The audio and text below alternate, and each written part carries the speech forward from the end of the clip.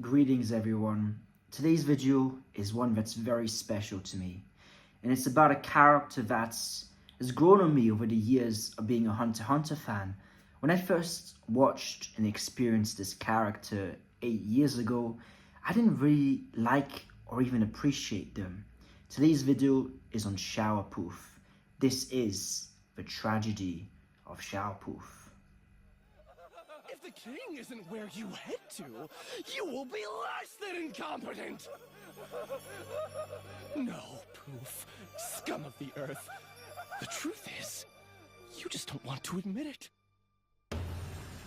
Now, Pouf, when we get introduced to him, is a character that's different, right? He's got a level of elegance and of sophistication to him that the other royal guards just don't. And we instantly realize he's got the ability to read minds. And he's very intellectually astute, right? He's very wise, and he's already got a vast knowledge and appreciation for the classical music and of arts. And as the king is born, we see truly what Pouf's character was shaped and meant for. He was meant to be a sort of mentor figure, someone that looks after and shapes Meruem to lead him towards his true purpose. That was until everything changed.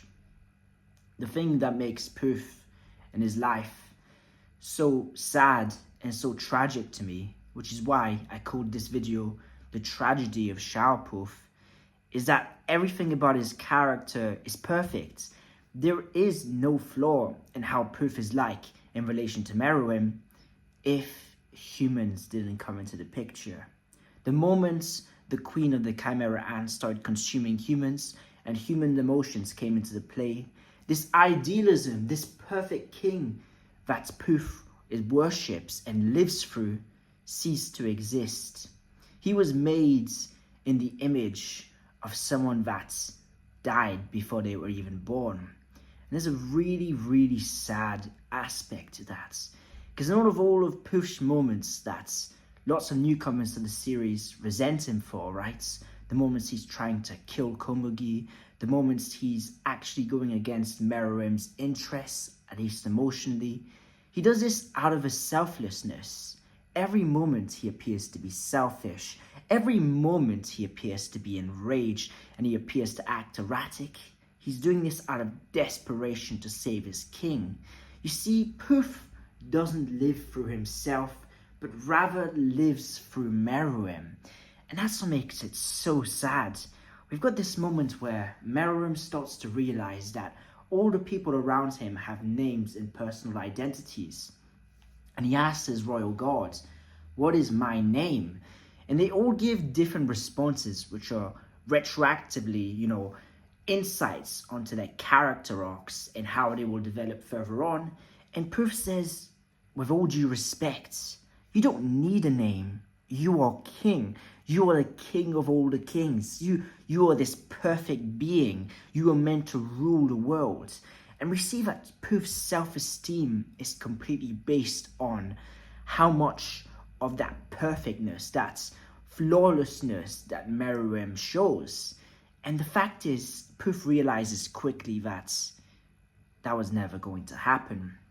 We've got this moment where we see him descend into insanity as he gets more and more desperate. The moment Komugi arrives and Meruem rips his arm off was really the spiritual and even, philosophical death of Shaiapouf. Because Shaiapouf realizes, oh, how? What happened? His first reaction is denial. We see him laugh and cry, and he's got this extravagance.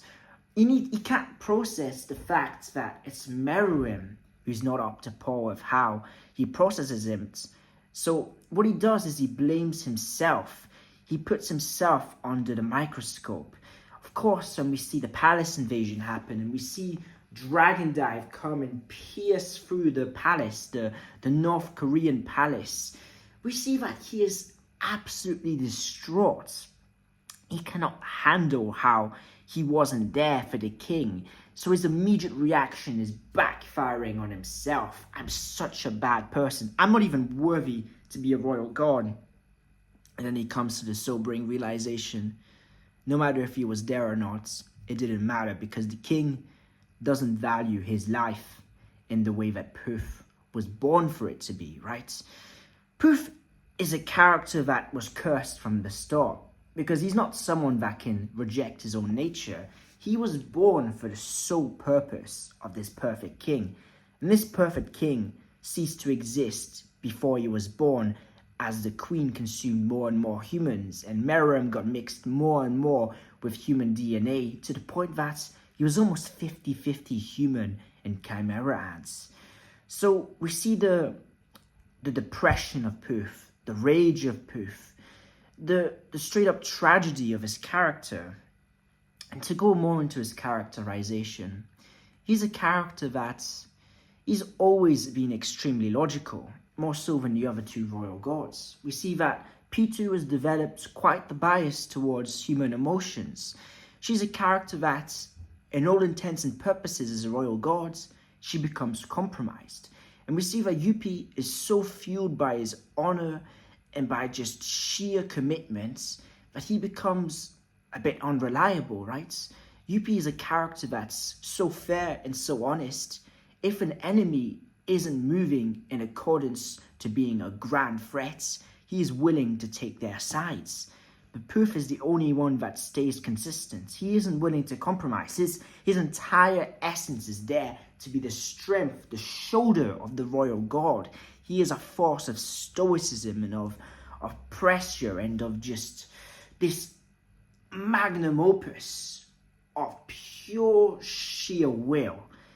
Pouf's will is something we see the more and more it collapses, the more and more we see this foundation come out of him. We get this incredible manga panel shot where we see half his face being normal and the other being a chimera ant, a very scary depiction of a chimera ant. And that shows us how the more that he is pushed and he is tested, the more it shows just how loyal he is to the king. Even when Meruem, when he comes back and he figures out that Pouf's lying to him, he can't bring himself to kill Pouf because he realizes that Pouf's loyalty is so immense. It heavily outweighs the secretness and the acts of betrayal that Meruem himself conceives this to be, because Meruem, of course, his conception and perception of himself is based on his experiences. He doesn't know who he was supposed to be before he got corrupted, but Pouf does. Pouf is very much the royal god's definition of a royal god. He is the perfect description of what it is to be a royal god. And we see through his violin, through his nen, we see the fact that he's able to dissect people. When we see him look and analyze Morel, get the aspects of, okay, Morel's going to do this, but he could also do that. He's got this ability perfectly in place to protect the king. He can merge his voice and sound like other people. He can split himself into a million different pieces. He can play songs that enchant. He's able to fly. There is something just so majestic about him. He's so beautiful. He's got such raw, just beautiful aura. And we see when he's enraged, we see where he realizes that the king's fallen in love with this humanly blind, pathetic girl from his point of view. Just how sincere the disappointment is within his end. We see that Nov, when he goes to the palace, comes across Pouf's enraged aura, and he's absolutely broken and destroyed by it. Pouf's will is unwavering.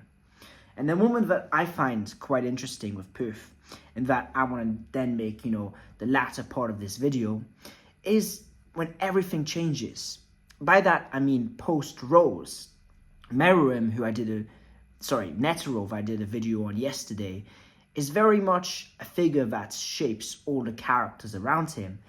When Meruem is appeared to be dead, Pouf breaks down and is sobbing in tears. And at the aspect of reviving Meruem, we see this euphoric just release of pleasure. Pouf cannot comprehend how much Meruem means to him. And it's in that moment, that second chance at life, that he needs to kill Komugi. The realization the king has forgotten his flaw. The final moment, the moment to save the king, to get the glory, to go to take over the world, the king of all species. It all comes rushing back, and Pouf is filled with this unwavering loyalty and energy, and he has to do everything in his power to kill Komugi. This is it, the moment, the second chance at life, his only shot at having a life of meaning. This is his crucifixion, his self-sacrifice for the perfect king. And it fails. And as it fails, we see this scene afterwards where, of course, Meruem was poisoned by the rose. And everyone's, coming to this realization that things aren't going to be okay. And we see Pouf lose it more and more. We see his breakdown, his wavering questioning of even the other royal guards, his frustration at Pitou, and the moment that Welfin says Komugi's name. He falls to the ground and he breaks down. Because in that moment, Pouf's life purpose, his dream, his goal, the reason he was born ceases to exist. And it's after we see that Yupi dies and Pitou is becoming obvious she isn't coming back. Pouf is left all alone. Meruem's gone for Komugi. And we see his silhouette, a lowly bug, trampled in blood, lying on the floor, face down, knowing that he's lost and his whole life was a failure. Really, it's one of the most horrific and sad images. Even the greatest of haters towards his character feel a sense of empathy when they see his lifeless body on the ground, his expression of shock, disappointment, and of raw, unfiltered love. Pouf loved the king. Pouf is the most loyal character in Hunter x Hunter.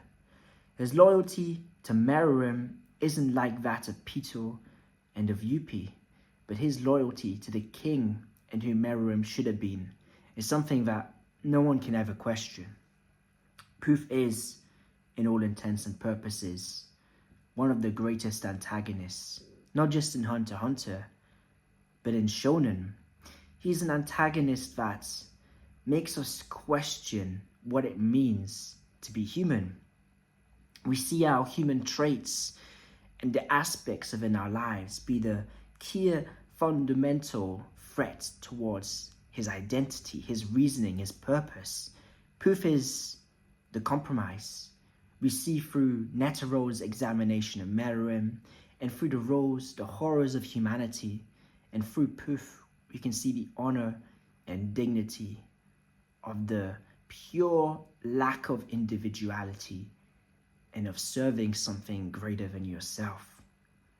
Pouf is the character that shows us what it means to be unfiltered and to be staying true and all together for one purpose.